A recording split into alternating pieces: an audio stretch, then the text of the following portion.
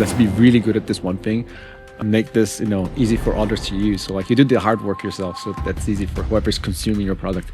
We have a very high bar of KYB for the merchants we onboard.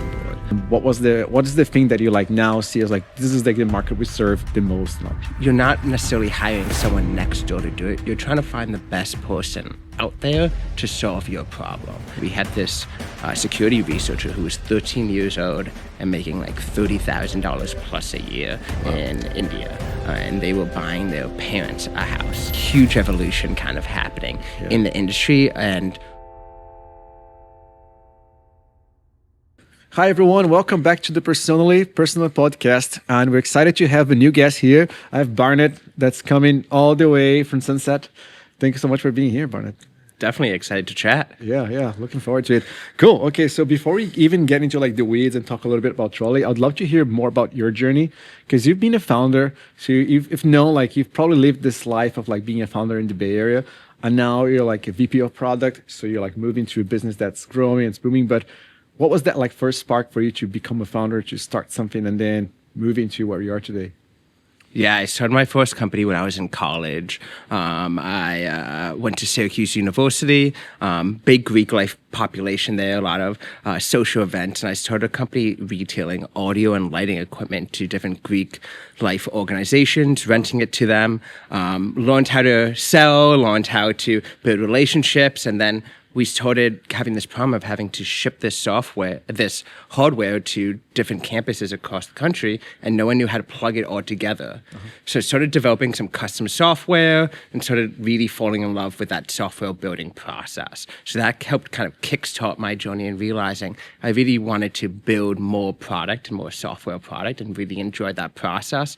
After I took out some business loans to do the first startup, I learned how to code after that process and started building apps myself and kind of starting from there. When I moved out to San Francisco, I was consulting with a bunch of different startups, doing all these sorts of projects, whatever I could get my hands on, and then was lucky enough where the CTO at the time of Bugcrowd saw some of my projects, reached out to me, had an interview. After I left that interview, they called me within hours and asking if I could start 2 days later, immediately, and start going. I was employee number 15 at that time. I think the fourth or fifth software engineering hire at Bugcrowd at that time, and was really lucky to grow at Bugcrowd over 7 years, from software engineering to software engineering team lead to manager on the software engineering side before moving over to product management.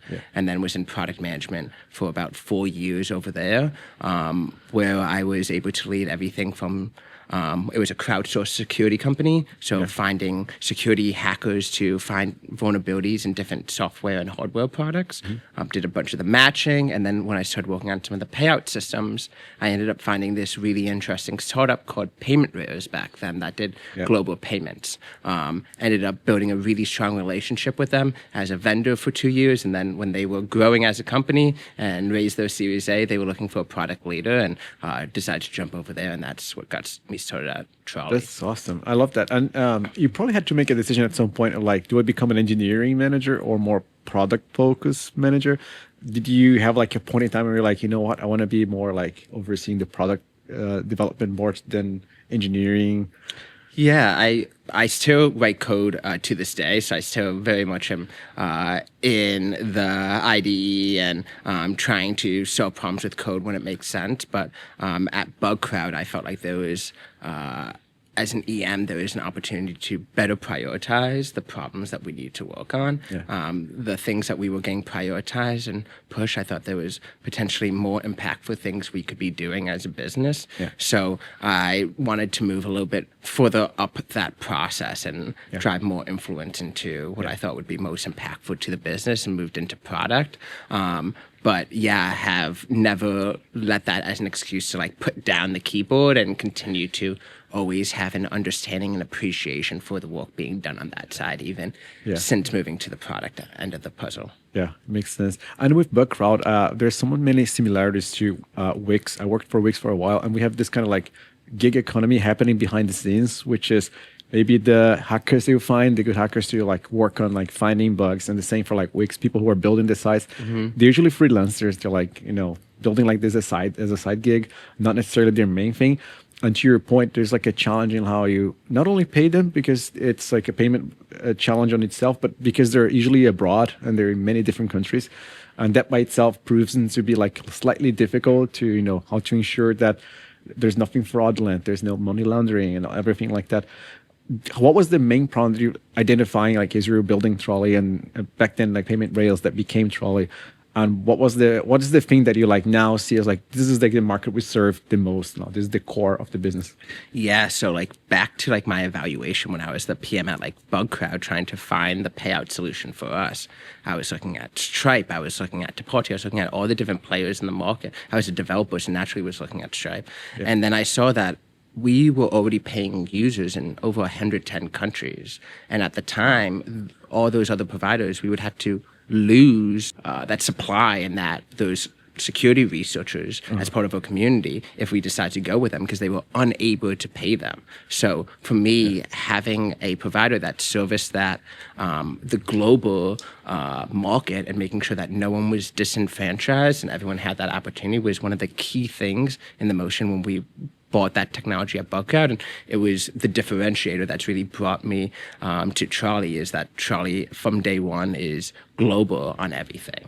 We make sure that we pay into every region, that we can support recipients in every region. Even if certain areas are OFAC sanctioned, what can we do with those recipients and supporting them in their enablement in those marketplaces? So there's a bunch of different things that we really focus on where everyone can participate in that market, which I think when you look at marketplaces that are remote and online, the internet's the great equalizer in the market, allowing everyone to participate. So the ability that regardless of where you're located, you could still participate in these different markets, I think is really one of the things that has driven me a lot at Trolley. One of the stories I always remind myself of Bugcrowd is we had this security researcher who was 13 years old and making like $30,000 plus a year in India. And they were buying their parents a house with that money and stuff like that. It just, when you think of that individual in their local economy, would they be paid the same rate for their skill sets at their age? Definitely not, right? So the ability that on the internet, no one knows your dog, it's the same type of thing. It's on the internet, it's a true meritocracy in terms of your skills and being able to get the true market value for those skills. And I really view us as a enabler to that to happen. Yeah, that's very interesting. And I guess you probably have like two main challenges. I'll maybe start with one, which is when people look at Trolley, they're like, okay, what's unique, or why should I trust using this solution instead of others that you've mentioned before that were like maybe out in the market, maybe they have like a bigger branding, but not as good at solving the actual problem. Did you find ways to like get the businesses interested? Because you got like big ones like Envato and so on that are like using Trolley today, right? Yeah. So we compete against multi-billion-dollar companies that are extremely well established and have magnitudes more employees and areas of kind of focus than us. So we really have to be strategic and really be dead set on our payouts business and global payout, contractor payouts. So with that focus, we're able to really differentiate and solve some of those problems a little bit differently than others. So I think that long tail is one critical thing which has really enabled us to win a lot of against a lot of competitors, because no one wants to disenfranchise someone who they're doing business with. And you don't want to add a suite of providers in order to support everyone in your market, right? So for a lot of the customers that we've really aligned with, they see us as their backbone to their recipient operations, servicing the onboarding and recipient management for the full life cycle of their entire population, kind of being the CRM to the recipient side. And that's where we've been able to really create a niche and be able to differentiate on this end. In certain regions, if people are just doing domestic or have certain other focuses that pay into a big piece, it can be a little bit harder to compete sometimes. But ultimately, with a focus in just the payouts, we've been able to create a lot of differentiation and really be dead set on creating scalability for that. Well, if you're paying 100 people or you're paying 1 million, the operational load is flat regardless. And that's ultimately how we kind of look at our product. So while someone else might be focused on creating the infra around FinOps, yes, you have to have constant engineering, managing that and all that scalability. For us, we really focus on a set, forget, light configuration model, which a lot of companies that have limited resources and limited engineering capacity, they've really found a solid solution in us. Yeah, that's a great point. And I guess there's a theme we're seeing like around this series on like hyper focus on like, let's be really good at this one thing, and then make this, easy for others to use. So like you did the hard work yourself, so that's easy for whoever's consuming your product. And I guess the second part to that complexity is on the compliance side of things, right? Because again, you're dealing with like the long tail. There's high propensity for risk and fraud. So you have to think about like compliance from like the global perspective as well. It's not just like a US only thing. Yeah. How do you deal with that? Yeah, so we have a very high bar of KYB for the merchants we onboard. There's a pretty intensive process where we are trying to understand their policies, their business, how they operate when we're onboarding them. So that way we can build a true relationship with their team and operation members so that we're kind of aligned into what the expectations are. So that's really how we try to manage that. That allows us to be really streamlined on the recipient end of the spectrum. So by doing all this upfront relationship building with the merchant, when the recipients come to onboard, it's very lightweight. And while other competitors of ours might have the recipients be direct customers of that financial product, such as PayPal, each of those users have to sign up and create their own PayPal account and register. Yeah. All recipients are direct users, kind of sub-users of our customers. So we don't have a direct relationship. It's through our customers, and they don't hold wallets, an account with us. We are paying out to their payout method that they provide. So we don't try to hold the money and have the money stored in Trolley. We are trying to get the money as easy as possible into our customers' bank accounts. Yeah. That's I love that point you mentioned, because now it raises like a third even challenge that I've seen that I would imagine like you've tackled or you're thinking about how to tackle, which is the fees that you usually pay when you do like cross-border payments. Yep. And I would imagine because they're all micro payments, it's even harder because it's not like you bring like lump sums and then you bulk that in like a single fee or something. Maybe that's what you do, I don't know, but that's a challenge on its own, because I would imagine a lot of platforms suffer constantly. From that. Right? Yeah, everyone wants to optimize the fee management, mostly the fees that the recipients are seeing in the transactions. So we've innovated a bit in terms of how you package the transaction in order to get all the metadata in a transaction, but a single payout for a customer. So that was one thing where a lot of our customers were having to do duplicate payments for a single payday for a recipient because of certain reporting obligations and needs on their side, whether it was internal accounting or tax reporting or otherwise. So one of the things we did was really work to consolidate that metadata and have it all tie out to a single payment per payday for our customers. The second piece of it is around the recipient experience and giving them the options for them to get paid how they want to get paid. So one thing we try to do is we partner with different payout methods to enable the recipients to get paid how they want to get paid. We offer paper checks. We offer bank transfer. We offer PayPal. We offer Venmo. We're about to add push to debit card where you can get it loaded to your debit card. We're going to be adding wallets down the road where you can get paid in local wallets. So there's all sorts of different payout methods that we have and we're expanding to meet the market where they are and with the tools that they use, right? In certain regions that we're looking at, if we look at Asia or some places throughout Africa, wallet adoption can trump bank transfer adoption in some of those markets. So we want to be sure we help our customers be able to participate and enter in any of those markets, regardless of the exact technology being used. Yeah. Do you see, that's such a good point, because we're seeing a lot of like big companies, big financial institutions talking now about like stable coins, tokenization of assets. So do you see that as like, is it an opportunity for Trolley to For step sure. in? Yeah, that's within the plans as well.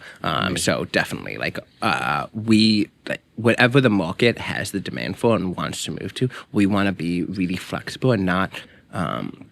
Some of the players in the market have a bit more investment and strategic alignment to maybe only centering on a single payout method and not trying to be an aggregator or offer others and kind of focus on the rares that they have full ownership of. Yeah. We're a little bit more of an aggregator in that regard, where we try to find what is best in the market and constantly implement those. So that way, competition's great. We're going to help pick the winners and what cream rises to the top to enable our customers to always have the best experience and not having to keep up and constantly integrating as things evolve. I love that. That's really good because you essentially solve for the two ends, like for the person getting the payouts and then the company that's offering the payments. I love that. Yeah, like it's really nice for like the way we try to integrate is really centered on the product manager more than any other persona and the operations person, where once they integrate to Trolley, everything is click to enable and click to configure. There's not additional APIs or integrations that you need to go through. We really try to have that initial integration service and be able to expand to all the additional products and use cases you can have, where it can really be click to enable. So if you want to add an additional payout method or whatever else, as a PM who has like Trolley enabled, you get those features for free. You don't have to spend your development resources, your design resources, all these additional resources to try to enable this. It's just when we have it, you have it, and you just get that additional functionality. You basically have a product team working on payouts all the time that you don't have to worry about or manage. Oh, that's great. So do you, is it a sort of like self-serve platform in a way where they go in, there's no like need for like an implementation team to sit down with them, the team locally, or you have to have like that kind of first onboarding? It's all available to be self-service. For some of our customers, they benefit and ask for additional support to help just manage their internal teams and get project manage it. But yeah, we have a fully self-service platform for customers to be able to manage their full configurations of what countries they want to pay and what payout methods they want to offer, what tax they need to report on. All of that is configurable for the customer. Yeah, I love that. And talking about the gig economy, there is obviously like the debate on like, hey, you're like over gigifying, like you're supporting too much of that and taking away the traditional jobs, the 9-to-5s. I'm not necessarily like following like much of like that perspective, that narrative, but I would imagine that not only like serving the gig economy, I think the solution that you guys are building can offer payments to whatever that's happening out there, right? Yeah, we do like any type of contractor like arrangements. So we have some professional sports leagues that we pay out for like the athletes for those leagues, because they're paid out as if they're contractors. We pay out like gaming companies for like prizes at competitions, right? So there's all sorts of different incomes that isn't just like you're taking someone else's kind of full-time job. And I think most of the businesses we deal with, a lot of them are, as we were mentioning before, like internet-enabled businesses, like you were mentioning Wix, where it's you're not necessarily hiring someone next door to do it. You're trying to find the best person out there to solve your problem. And that person is likely not going to be next door, maybe even in your town, but you're looking out onto the internet, and we're helping create this like global economy and opportunity for folks. So while on one end you can say maybe in America, some of the opportunities that would be here like are not being locked in and held captive to purely the U.S. market. On the other end, I'm looking at it as a true meritocracy, where the people who have the skills are able to get the value for those skills, regardless of where they were born, which I think is incredibly empowering, because typically where one has been born has been such a limiting influence over one's life. So I think the ability for one to have any access to whatever markets, regardless of their location, is a super empowering thing for the world. Yeah, I love that. That can be even like a philosophical question because I'm the same boat as you. Like depending on where you're born, you have like certain life choices that are taken from you by default, and others that like maybe you have to chase and then like go through like more hurdles. Simple one I think is the visas, for people, and then For sure. the opportunities that will appear, like, or maybe even like payouts that you have access to. So in a way, like it's almost like you could, and I don't know, like this approach that you take with like the person who's like on the payout, the recipient side of things, to kind of like show them like, hey, we want to support democracy, support access to everyone, to everything.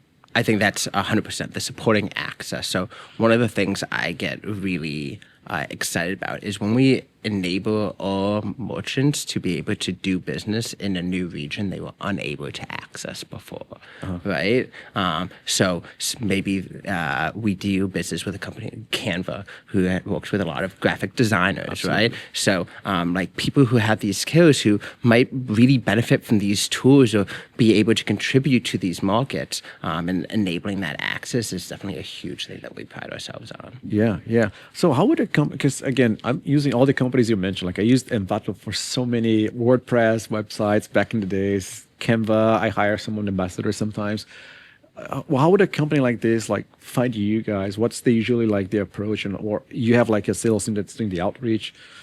Yeah, the way we've really differentiated itself, it's one, that global piece. So these companies aren't willing to disenfranchise part of their market. They have wide markets that have people all over the world participating. They're not just going US first in Canada and then Europe and then like a few other countries here and there, right? They want to be global first, and that's a priority for them. And it's also kind of solving the related problems, right? It's solving the tax reporting problem. It's solving the compliance problem. It's solving the reconciliation problem, right? When you look at running a pay run at scale, where we have customers who are sending hundreds of thousands of payments per week in a single batch, right? You have to, the margins and the error paths really blow up and cause a lot of operational load for your team. So the more we can automate, where, as I was kind of saying, whether paying 100 or a million, it's flat operational load. That's what our customers are looking for. Not just in the pure financial, moving the money into an account and moving it to the end destination, but how do you report on that? How do you reconcile that back to the corporate books? How do you manage the trust for your crowd and all the verifications you need to manage before you can pay someone? I love that. And I want to kind of go back into, as you mentioned, like you're doing this extensive KYB to ensure that, there's a bar that you set that may also have the counter of like there's more friction, and maybe it's not like as an easy process as it would be for like a regular, let's say, KYC even. How do you balance that? Like, have you solved this through like, okay, these are like certain countries we want to be like more diligent on. Maybe these are certain ways in how we found out that we can be compliant at scale. Yeah, so when you offer financial services, you become a regulated entity. So we are licensed in certain regions to onboard merchants, and in some other regions, we partner with licensed entities to be able to onboard. So right now, we can onboard folks between US, Canada, UK, Europe, Australia, New Zealand are the regions where we can onboard merchants. But then we can pay recipients for those merchants anywhere that's not sanctioned. So that's kind of the way that we manage it. So for those regions, each of those regions, there's certain processes and requirements, some regulatory and some risk management related, of how we onboard those folks. We are constantly streamlining that process.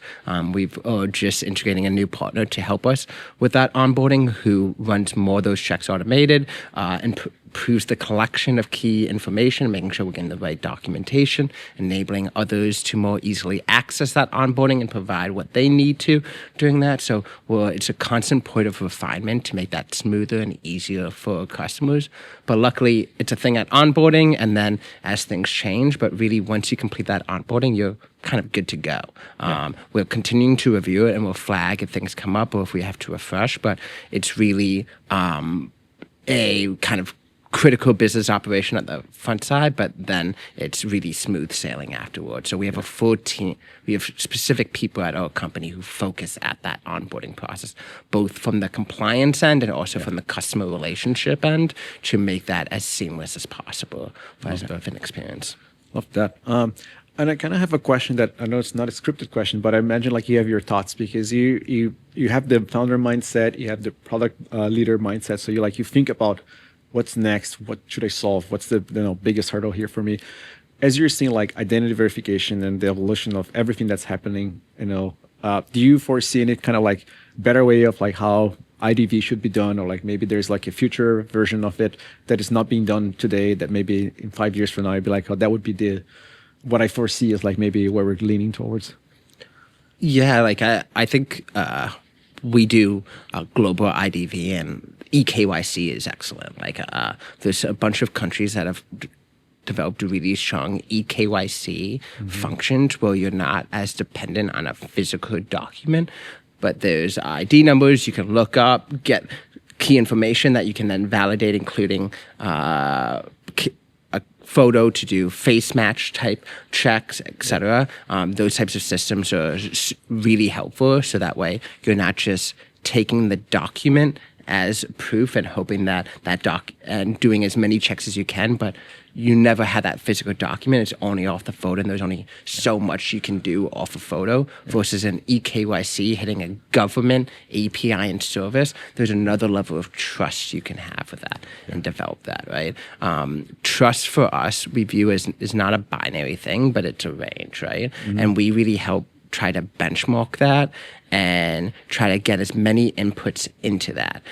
We have people's bank account numbers. We have people's tax information. We have people's just address and other related details. So with all those details, we can have a pretty comprehensive look of what's going on and giving our customers a idea of how to manage that and where people fit within that range.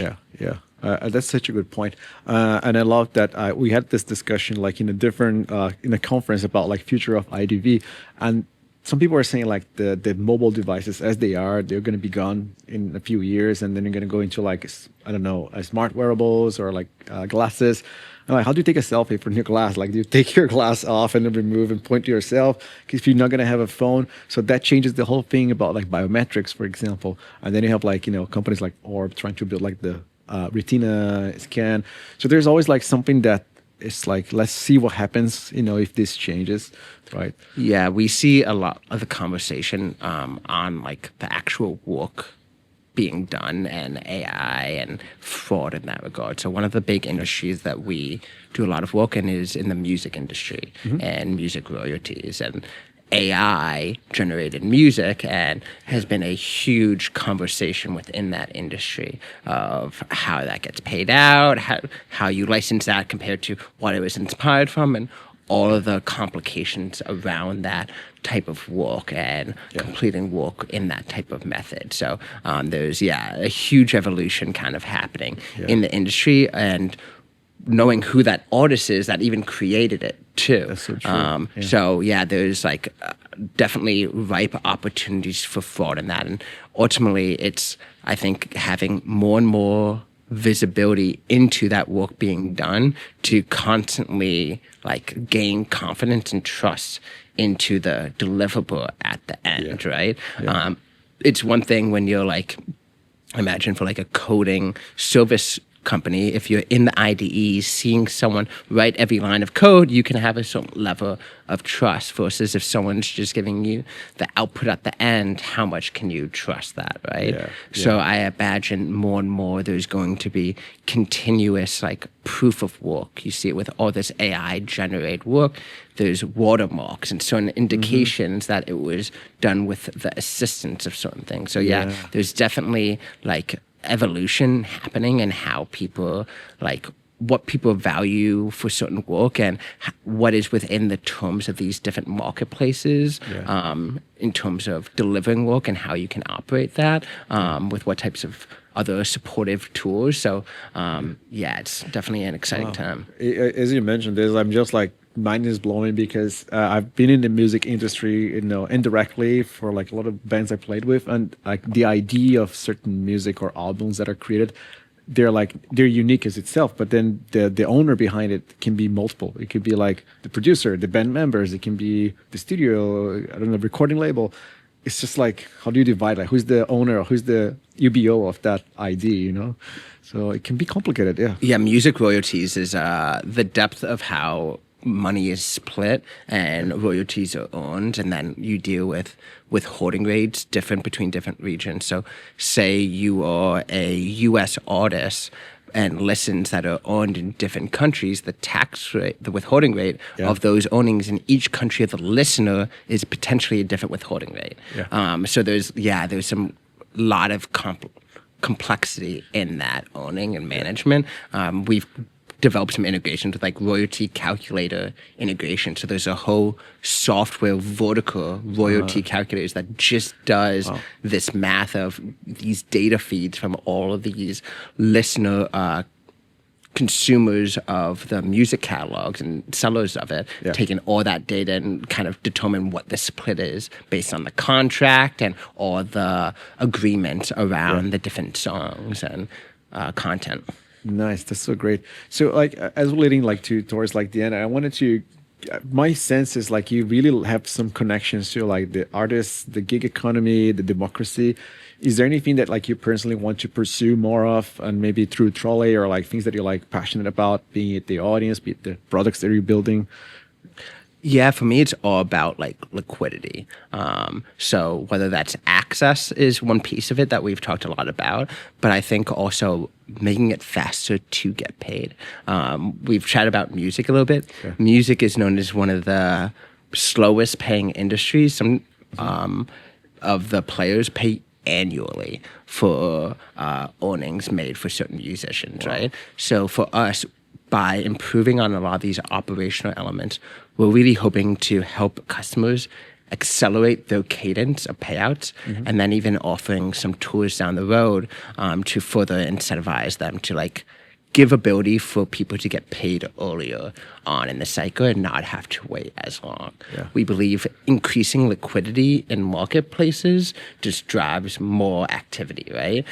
If people can have those carriers and more easily turn it into earnings, then people are going to work more on those things that they're good at, right? And participate in those marketplaces. So that's one of the key problems that we're constantly thinking about is how can we give one more visibility of earnings coming down the line, ability to access those earnings maybe coming down the line, and helping customers pay out more regularly through Trolley. Yeah.